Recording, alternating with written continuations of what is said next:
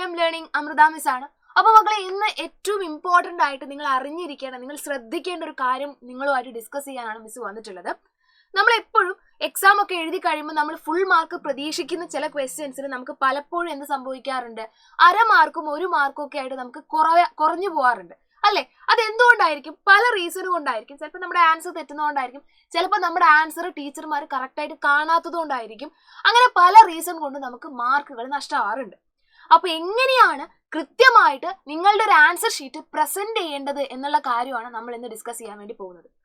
അപ്പൊ എപ്പോഴും നിങ്ങൾ ചിന്തിക്കേണ്ടത്, നിങ്ങളുടെ ആൻസർ ഷീറ്റ് നിങ്ങളുടെ ടീച്ചേഴ്സ് നോക്കുന്നത് നിങ്ങളുടെ മുന്നിൽ വെച്ചിട്ടല്ല അല്ലേ? നിങ്ങൾ അവരുടെ വീട്ടിൽ അല്ലെങ്കിൽ സ്റ്റാഫ് റൂമിൽ ഇരുന്നിട്ടായിരിക്കും ആൻസർ ഷീറ്റ് നോക്കുന്നുണ്ടാവുക.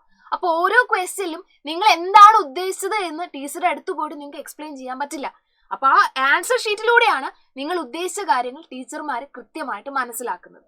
അപ്പൊ നിങ്ങൾ ആൻസർ എഴുതേണ്ടത് ആ രീതിക്കാണ്. അപ്പൊ നിങ്ങൾ മനസ്സിൽ വെക്കേണ്ടത് അതാണ്, ഞാൻ എഴുതുന്ന ആൻസേഴ്സ് ടീച്ചർമാർക്ക് കറക്റ്റ് ആയിട്ട് മനസ്സിലാവണം. അത് മനസ്സിൽ വെച്ചോണ്ടായിരിക്കണം നിങ്ങൾ എന്ത് ചെയ്യേണ്ടത്, ആൻസർ ഷീറ്റ് എഴുതേണ്ടത്.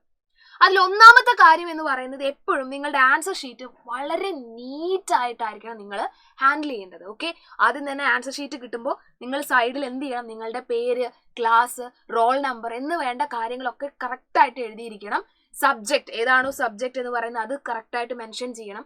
എന്നതിന് ശേഷം നമ്മൾ സെക്ഷൻ ആയിട്ടാണല്ലോ ക്വസ്റ്റ്യൻ പേപ്പർ വരും. Section A, section B, section C. അപ്പോൾ നിങ്ങൾ ആദ്യം തന്നെ നിങ്ങളുടെ പേര് എഴുതുന്നു, ഏതാണ് സബ്ജക്ട് എഴുതുന്നു, അതിനുശേഷം സെക്ഷൻ, ഏത് സെക്ഷനാണ്, ഏത് പാർട്ടാണ്, പാർട്ട് എ ആണോ, പാർട്ട് ബി ആണോ, പാർട്ട് സി ആണോ, അത് നിങ്ങൾ കൃത്യമായിട്ട് എഴുതുക. എന്നതിന് ശേഷം ക്വസ്റ്റ്യൻ നമ്പർ ഇടുക. ക്വസ്റ്റ്യൻ നമ്പർ എന്ത് ചെയ്യണം, മാർജിൻ്റെ ഇവിടെയാണെങ്കിൽ ഇവിടെ എഴുതുക, അല്ലെങ്കിൽ ഉള്ളിലാണെങ്കിലും, പക്ഷേ കറക്റ്റായിട്ട് ഒരു ഓർഡറിലായിരിക്കണം ക്വസ്റ്റ്യൻ നമ്പർ എഴുതേണ്ടത്.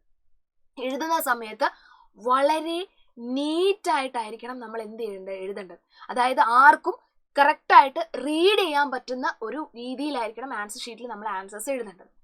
പിന്നെ ഓരോ ആൻസർ എഴുതി കഴിയുമ്പോഴും നിങ്ങൾ എന്ത് ചെയ്യണം, 2 ലൈനിൻ്റെ ഗ്യാപ്പ് നിങ്ങൾ വിടണം. ആൻസേഴ്സ് എഴുതി 2 ലൈനിൻ്റെ ഗ്യാപ്പ് വിട്ടതിന് ശേഷം മാത്രമേ നമ്മൾ എന്ത് ചെയ്യാൻ പാടുള്ളൂ, അടുത്ത ആൻസർ നമ്മൾ എഴുതാനായിട്ട് പാടുള്ളൂ. അപ്പോൾ ടീച്ചർമാർക്ക് കറക്റ്റായിട്ട് ഒന്നാമത്തെ ക്വസ്റ്റ്യൻ, രണ്ടാമത്തെ ക്വസ്റ്റ്യൻ എന്ന് കറക്റ്റായിട്ട് നമുക്ക് എന്ത് ചെയ്യാൻ പറ്റും, മാർക്ക് ചെയ്ത് ടീച്ചർമാർക്ക് കണ്ടുപിടിക്കാനായിട്ട് പറ്റും. അപ്പോൾ നമ്മൾ പറഞ്ഞു, ആദ്യം നിങ്ങൾ എന്ത് ചെയ്യണം, സൈഡിൽ പേര് എഴുതണം. പേര്, ക്ലാസ്, റോൾ നമ്പർ, നിങ്ങളുടെ സബ്ജക്റ്റ്, ഏതാണ് പാർട്ട്, ഏത് പാർട്ടാണെങ്കിൽ അത്, പാർട്ട് എ ആണെങ്കിൽ പാർട്ട് എ, പാർട്ട് ബി ആണെങ്കിൽ അത് കൃത്യമായിട്ട് എഴുതണം. ക്വസ്റ്റ്യൻ നമ്പർ ഇടണം. ഇനി സബ് ക്വസ്റ്റ്യൻസ് ഉണ്ടെങ്കിൽ ആ സബ് ക്വസ്റ്റ്യൻസും കൃത്യമായിട്ട് നിങ്ങൾ എന്ത് ചെയ്യണം, മെൻഷൻ ചെയ്യണം. ഇനി ഓരോ ക്വസ്റ്റ്യൻ കഴിയുമ്പോഴും അവിടെ നമ്മൾ എന്ത് ചെയ്യണം, 2 ലൈനിന്റെ സ്പേസ് നമ്മൾ വിടണം. ഓരോ ക്വസ്റ്റ്യൻ എഴുതി കഴിയുമ്പോഴും 2 ലൈനിന്റെ സ്പേസ് നമ്മൾ വിട്ടിട്ട് വേണം എഴുതാനായിട്ട്. ഭയങ്കര നീറ്റായിരിക്കും നമ്മുടെ ആൻസർ ഷീറ്റ് കാണാൻ വേണ്ടിയിട്ട്. ഓക്കെ, ഇനി മാത്സിന്റെ കേസിലാണെങ്കിൽ ഡു എ വർക്കിംഗ് കോളം, ഒരു വർക്കിംഗ് കോളം നിങ്ങൾ വരച്ച് വെക്കണം. അവിടെ നിങ്ങൾ കാൽക്കുലേഷൻ ചെയ്യുന്നുണ്ടോ ചെയ്യുന്നില്ലേ എന്നുള്ളത് രണ്ടാമത്തെ കാര്യമാണ്, പക്ഷെ വർക്കിംഗ് കോളം കമ്പൽസറി ആണ്. ഓക്കെ, എന്ത് തരത്തിലുള്ള കാൽക്കുലേഷൻസും നിങ്ങൾ എന്ത് ചെയ്യണം, ആ വർക്കിംഗ് കോളത്തിൽ ചെയ്ത് തന്നെ വെക്കണം. ഓക്കെ, മാത്സിന്റെ കേസിലാണെങ്കിൽ എന്ത് ചെയ്യണം, ഒരു വർക്കിംഗ് കോളം അവിടെ വരച്ച് വെക്കുക. എത്ര ചെറിയ കാൽക്കുലേഷൻ ആണെങ്കിലും നിങ്ങൾ അവിടെ ചെയ്ത് വെക്കുക. ഓക്കെ, അപ്പോൾ ടീച്ചർമാർക്ക് മനസ്സിലാവും നിങ്ങൾ ആൻസേഴ്സ് കൃത്യമായിട്ട് ചെയ്തിട്ടാണ് കണ്ടുപിടിച്ചിരിക്കുന്നത് എന്ന്. ഓക്കെ, അപ്പോൾ ഇത് പറഞ്ഞു. അപ്പോൾ നീറ്റായിട്ട് എഴുതണം, 2 ലൈനിന്റെ ഗ്യാപ്പ് വിടണം. ഓക്കെ, ഇനി അടുത്തത് നിങ്ങൾ വിചാരിക്കണം, ക്ലാസ്സിലെ ടോപ്പേഴ്സിനൊക്കെ എങ്ങനെയാണ് ഇത്രയും ടോപ്പ് മാർക്ക്, 1 മാർക്ക് പോലും വിടാതെ അവർക്ക് എങ്ങനെ കിട്ടുന്നു അല്ലേ?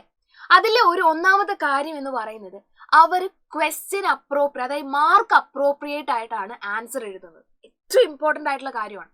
അതായത് ചില ക്വസ്റ്റ്യൻസ്, 1 വേർഡ് ക്വസ്റ്റ്യൻസ്, 1 മാർക്കിന്റെ ക്വസ്റ്റ്യൻ ഒരിക്കലും നിങ്ങൾ ഒരു എസ്സേ അല്ലെങ്കിൽ ഒരു 5 ലൈൻ പാരാഗ്രാഫ് എഴുതി വെക്കരുത്.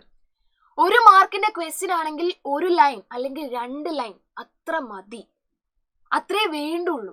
ഈ പേപ്പർ നോക്കുന്ന സമയത്ത് ഫുള്ളായിട്ടുള്ള പാരഗ്രാഫ് വായിച്ചു നോക്കാൻ ആർക്കും താല്പര്യം ഉണ്ടാവില്ല. അപ്പൊ നിങ്ങളോട് 1 മാർക്കിന്റെ ചോദ്യമാണെങ്കിൽ 1 സെന്റൻസ് അല്ലെങ്കിൽ 2 സെന്റൻസിൽ നമുക്ക് ഉത്തരം എഴുതാനായിട്ട് പറ്റണം. ഓക്കെ, ഇനി 2 മാർക്കിന്റെ ക്വസ്റ്റ്യൻ ആണെങ്കിൽ ഒരു 2 ലൈനോ 3 ലൈനോ മാക്സിമം 4 ലൈൻ, അത്രയും വേണ്ടി വരില്ല, അത്രയും മതി.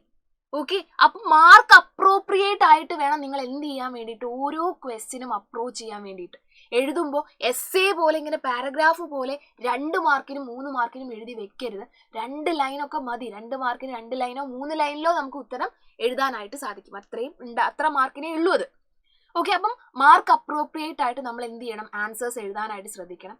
വേറൊരു കാര്യം എന്ന് പറയുന്നത്, ടീച്ചർമാർ നോട്ട് ചെയ്യേണ്ട ഇമ്പോർട്ടൻറ്റ് പോയിന്റുകൾ നിങ്ങൾക്ക് എന്ത് ചെയ്യാം, പെൻസിൽ കൊണ്ട് അണ്ടർലൈൻ ചെയ്യാം. വളരെ ഇമ്പോർട്ടൻ്റ് ആണ്. അതായത് ഒരു ക്വസ്റ്റ്യൻ്റെ ആൻസർ ഇതാണ്, ഇത് ടീച്ചർ കാണണം എന്ന് നിങ്ങൾക്ക് തോന്നുന്ന പോയിന്റ്സ് നിങ്ങൾക്ക് എന്ത് ചെയ്യാം, അണ്ടർലൈൻ ചെയ്ത് വെക്കാം. പെൻസിൽ കൊണ്ട് അണ്ടർലൈൻ ചെയ്യാൻ വേണ്ടി ശ്രദ്ധിക്കുക. ഓക്കെ, പെൻസിൽ കൊണ്ട് ഇമ്പോർട്ടൻ്റ് ആയിട്ടുള്ള പോയിന്റ്സ് അണ്ടർലൈൻ ചെയ്യുക. അത് ഇമ്പോർട്ടൻ്റ് ആണെന്ന് ടീച്ചർക്ക് മനസ്സിലാവാൻ വേണ്ടിയിട്ടാണ്. ഓക്കെ, അപ്പൊ അത്രയും നീറ്റായിട്ടായിരിക്കണം നിങ്ങൾ എന്ത് ചെയ്യേണ്ടത്, ആൻസർ ഷീറ്റ് പ്രസന്റ് ചെയ്യേണ്ടത്. ഇനി പെൻസിൽ കൊണ്ട് അണ്ടർലൈൻ ചെയ്യണം എന്ന് പറഞ്ഞതുകൊണ്ട് തന്നെ ചിത്രങ്ങൾ വരയ്ക്കുന്ന ക്വസ്റ്റ്യൻസ് ഉണ്ടാവും, ഡയഗ്രാംസ്. നമ്മളുടെ മാത്സിലൊക്കെ ആണെങ്കിൽ കൺസ്ട്രക്ഷൻസ് ഒക്കെ ഉണ്ടാവും. പലരും ചെയ്യുന്ന ഒരു കാര്യമാണ് യൂസിങ് പെൻ, അല്ലേ? ഡയഗ്രാംസ് വരയ്ക്കാനായിട്ട് പെന്ന് യൂസ് ചെയ്യുന്നത്, സ്കെയിൽ യൂസ് ചെയ്യാതിരിക്കുന്നത് വളരെ വലിയൊരു അബദ്ധമാണ് ചെയ്യുന്നത്.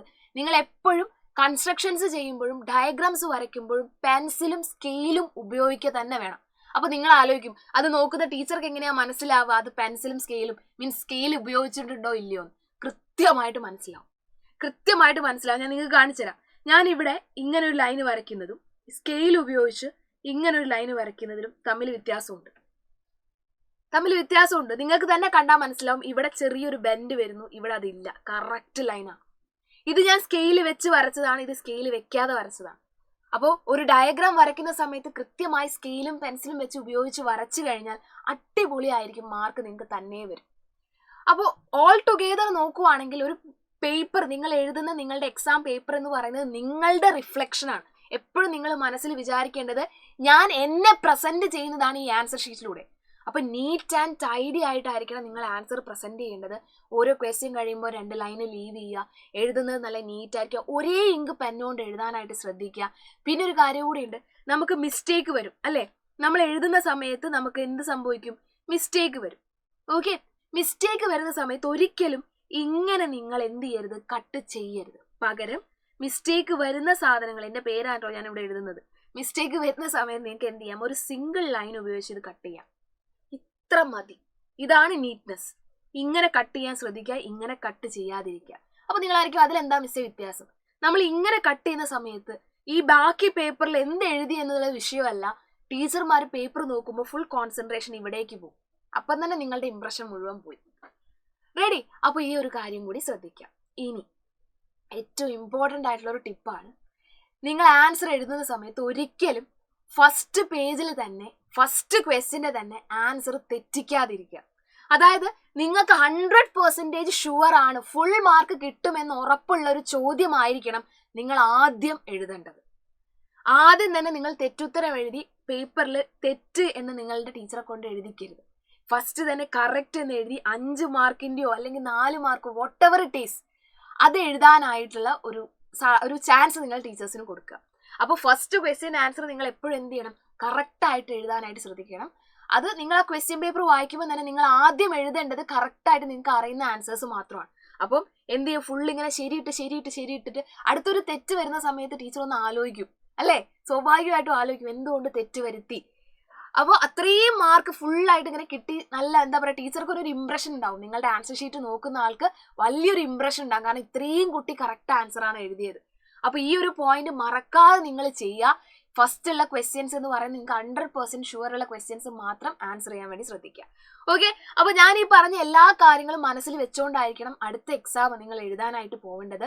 അപ്പോൾ ഈ വീഡിയോ നിങ്ങൾക്ക് ഇഷ്ടമായെങ്കിൽ നിങ്ങളുടെ ഫ്രണ്ട്സിന് ഷെയർ ചെയ്ത് കൊടുക്കുക, അവർക്ക് ഉപകാരപ്പെടട്ടെ. അപ്പോൾ അടിപൊളിയായിട്ട് എല്ലാവരും എക്സാം എഴുതുക. All the very best.